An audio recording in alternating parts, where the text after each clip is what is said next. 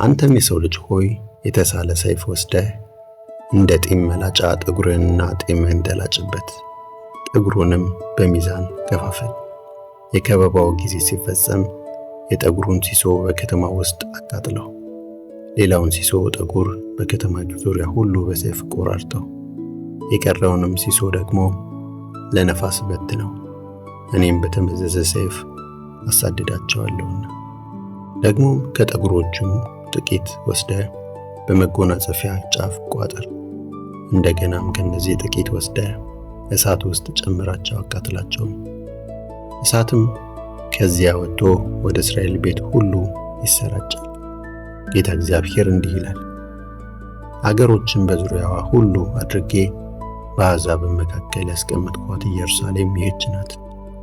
እርሷም በዙሪያዋ ካሉት አገሮችና አሕዛብ ይልቅ በሕጌና በሥርዓቴ ላይ በክፋቷ አመፀች። ሕጌን ጥላለች፣ ሥርዓቴንም አልተከተለችም።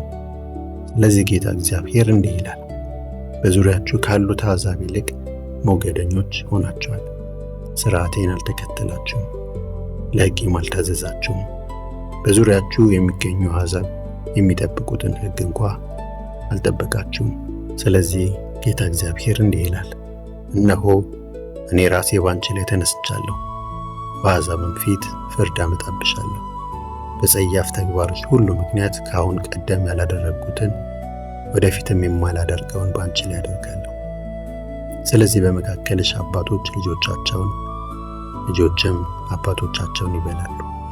ፍርድንም አመጣብሻለሁ፣ ከአንቺ የተረፉትንም ለነፋስ እበትናለሁ። ስለዚህ በሕያውነቴ እምላለሁ ይላል ጌታ እግዚአብሔር፣ መቅደሴን በረከሱ ምስሎችሽና በጸያፍ ተግባሮች ሁሉ ስላጎደፍሽ ፊቴን ካንቺ መልሳለሁ። በርኅራኄ አልመለከትሽም፣ አልምርሽም። ከሕዝብሽ ሲሶ በቸነፈር ይሞታል፣ በመካከልሽም በራብ ያልቃል። ሌላው ሲሶ ከቅጥርሽ ውጪ በሰይፍ ይወድቃል።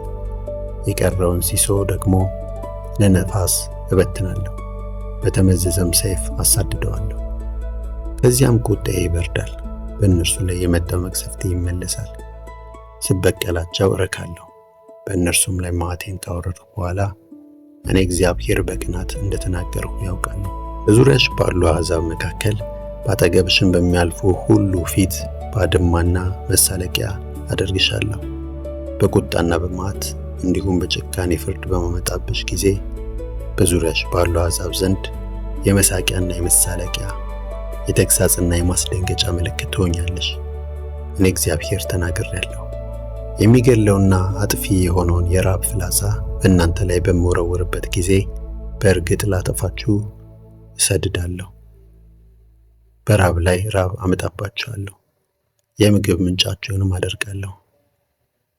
ራብና የዱር አራዊትን እሰድባችኋለሁ፣ እነርሱም ልጅ አልባ ያደርጓችኋል።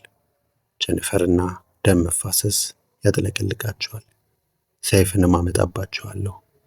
እኔ እግዚአብሔር ተናግሬአለሁ።